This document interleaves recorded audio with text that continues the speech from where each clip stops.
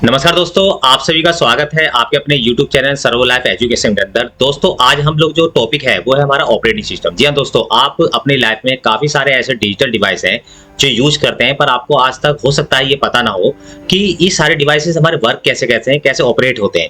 ठीक है, तो आज इसी चैप्टर के अंदर, इसी टॉपिक के अंदर हम लोग सीखेंगे ऑपरेटिंग सिस्टम के अंदर। जैसे आप पूरी लाइफ में क्या यूज करते हैं अपनी लाइफ में, कंप्यूटर यूज करते हैं हम लोग, लैपटॉप यूज करते हैं, मोबाइल यूज करते हैं।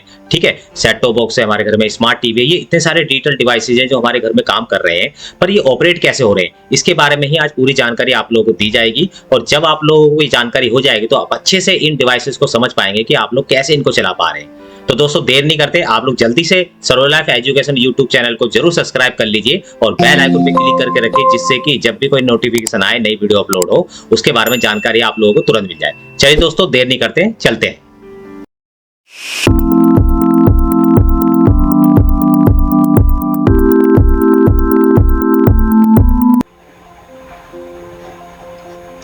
चलिए दोस्तों, हम लोग जान लेते हैं व्हाट इज ऑपरेटिंग सिस्टम। आगे हमारा ऑपरेटिंग सिस्टम होता क्या है। सबसे पहले इसके डेफिनेशन के बारे में हम लोग जान लेते हैं। Computer hardware by itself not capable to communicate to directly, यानी जो कंप्यूटर होता है वो कभी भी हमसे डायरेक्ट कम्युनिकेशन नहीं कर सकता और हम कंप्यूटर से डायरेक्ट कम्युनिकेशन नहीं कर सकते, क्योंकि इंसान और मशीन कभी भी आपस में कम्युनिकेशन नहीं कर सकते। तो इसलिए it need some communicating channel to communicate. तो इसलिए हमारे कंप्यूटर को या हमें एक ऐसी चीज की जरूरत होती है जिसके थ्रू हम लोग आपस में कम्युनिकेशन कर पाए, एक दूसरे से काम ले पाए। तो ये हमें फैसिलिटी किसके थ्रू मिलती है? ऑपरेटिंग सिस्टम के थ्रू। ठीक है, ऑपरेटिंग सिस्टम एक ऐसा मीडियम होता है जो हमारे और कंप्यूटर के बीच में होता है। उसकी हेल्प से हम लोग इस्तेमाल करते हैं अपने कंप्यूटर को, और कंप्यूटर हमें रिप्लाई करता है और हम कंप्यूटर को कमांड देते हैं। Operating system is a set of program store in computer system to operate and to control the system. Operating system ऐसा प्रोग्राम होता है, एक सॉफ्टवेयर होता है ऑपरेटिंग सिस्टम, जो हमारे कंप्यूटर में इंस्टॉल होता है। जब भी आप फ्रेश नया कंप्यूटर खरीद के लाएंगे, कभी भी दोस्तों आप नया फ्रेश कंप्यूटर खरीद के लाइए, सबसे पहले आपके कंप्यूटर के अंदर ऑपरेटिंग सिस्टम को इंस्टॉल किया जाएगा, क्योंकि उसके बगैर आप कंप्यूटर में कुछ कर ही नहीं पाएंगे। तो ये समझ लीजिए, आप कितना भी महंगा कंप्यूटर ले लीजिए, आपके कंप्यूटर में ऑपरेटिंग सिस्टम का होना बहुत जरूरी है। तो जिससे भी आप कंप्यूटर खरीदेंगे, वो सबसे पहले क्या करेगा, आपके कंप्यूटर के अंदर ऑपरेटिंग सिस्टम इंस्टॉल करके देगा। ठीक है, जब वो इंस्टॉल हो जाएगा, उसके बाद ही अदर एप्स आप इंस्टॉल करेंगे और अपने काम के जो भी यूजफुल एप्स हैं वो आप इस्तेमाल कर सकते हैं, यूज कर सकते हैं और इंस्टॉल कर सकते हैं। पर सबसे पहले ऑपरेटिंग सिस्टम ही इंस्टॉल होगा। तो ऑपरेटिंग सिस्टम एक प्रोग्राम होता है, एक सॉफ्टवेयर ही होता है हमारा दोस्तों। इसी के थ्रू हम कंप्यूटर को ऑपरेट करते हैं और इसी के थ्रू हम कंप्यूटर को कंट्रोल करते हैं। It is the first program to be loaded into the computer system before any other process can be initiated.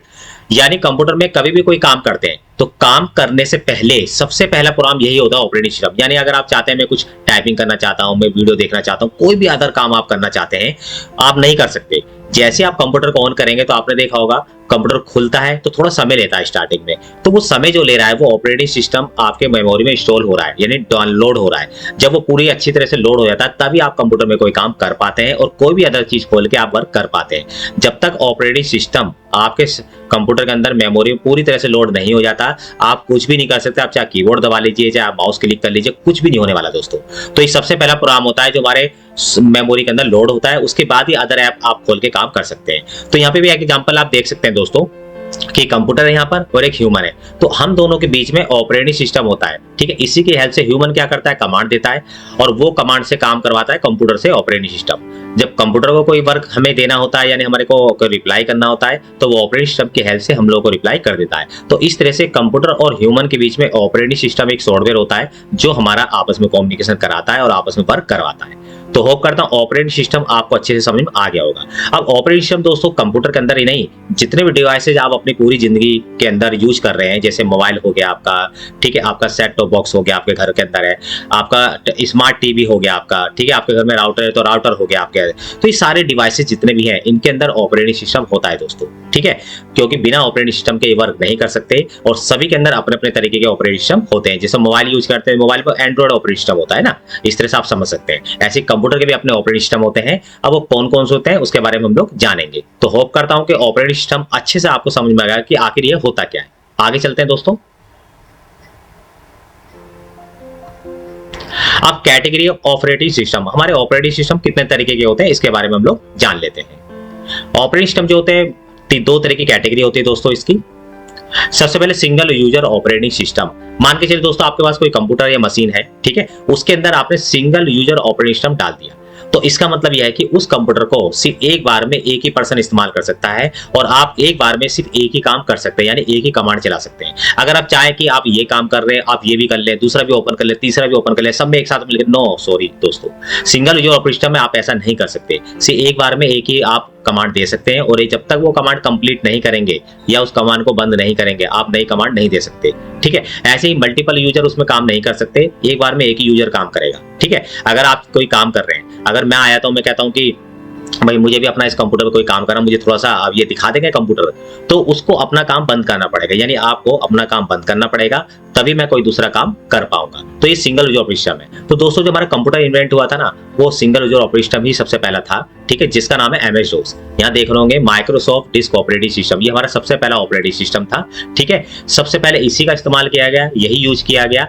ये दोस्तों बैंकों में भी काम आया और पहले जब कंप्यूटर आए थे शुरुआत में, तो ऑपरेटिंग सिस्टम सिंगल यूजर ही था जिसके थ्रू कंप्यूटर में काम होता था। इसमें कमांड्स होती है, उन कमांड्स को इस्तेमाल करके सारे काम किए जाते थे। तो होप करता हूँ सिंगल यूजर ऑपरेटिंग सिस्टम आपको अच्छे से समझ में आ गया, यानी ऐसा कंप्यूटर जिसमें एक बार में एक ही काम होगा और एक बार में एक ही पर्सन काम कर सकता है। नेक्स्ट ले लेते हैं दोस्तों। नेक्स्ट हमारा मल्टी यूजर ऑपरेटिंग सिस्टम। तो ये क्या होता है, यानी जस्ट अपोजिट, यानी ऐसा ऑपरेटिंग सिस्टम जिसके अंदर आप काफी सारे मिलकर काम कर सकते हैं, यानी काफी सारे लोग एक साथ मिलकर काम कर सकते हैं और आप खुद एक साथ कई सारे काम कर सकते हैं। ठीक है, जैसे मान के चलिए आप गाने भी सुन रहे हैं, आप अपना ऑफिस का भी काम कर रहे हैं। ठीक है, अचानक से आपने कोई दूसरा ऐप खोल ली, तीसरी ऐप खोल ली, चौथी ऐप खोल ली, तो यानी मल्टीपल काम आप कर सकते हैं। ठीक है, और इसमें एक साथ मल्टीपल यूजर भी काम कर सकते हैं जो नेटवर्क के थ्रू होता है। ठीक है, यानी हम लोग नेटवर्किंग करते हैं उसके थ्रू होता है। ठीक है, तो इसमें जो हमारा मल्टी यूजर ऑपरेटिंग सिस्टम होता है वो MS विंडोज होता है। हमारे इंडिया के अंदर सबसे ज्यादा इस्तेमाल किया जाता है MS विंडोज को। तो इसी के बारे में हम लोग आपको थोड़ी सी नॉलेज देंगे, क्योंकि MS विंडोज हमारा मल्टी यूजर ऑपरेटिंग सिस्टम है, उसी का जमाना है, सबसे ज्यादा ये इस्तेमाल किया जाता है। ऐसा नहीं दोस्तों कि single user operating system MS DOS का इस्तेमाल नहीं होता। कुछ चीजें ऐसी हैं जिसमें जो यूजर्स होते हैं वो लोग MS DOS का आज भी इस्तेमाल करते हैं। ठीक है, पर जो सबसे ज्यादा मेजोरिटी है वो सबसे ज्यादा यूज किया जाता है MS विंडोज को। तो आज MS विंडोज के बारे में आप लोगों को थोड़ी सी बेसिक नॉलेज दी जाएगी, यानी बिगिनर्स की क्लास है, तो यहाँ से आपको पता चलेगा कि आखिर कंप्यूटर होता क्या है। ठीक है दोस्तों, तो होप करता हूँ कि ऑपरेटिंग सिस्टम की जो कैटेगरी है दो भागों में डिवाइड है, single user operating system, multi user, दोनों अच्छे से समझ में आपको आ गए होंगे।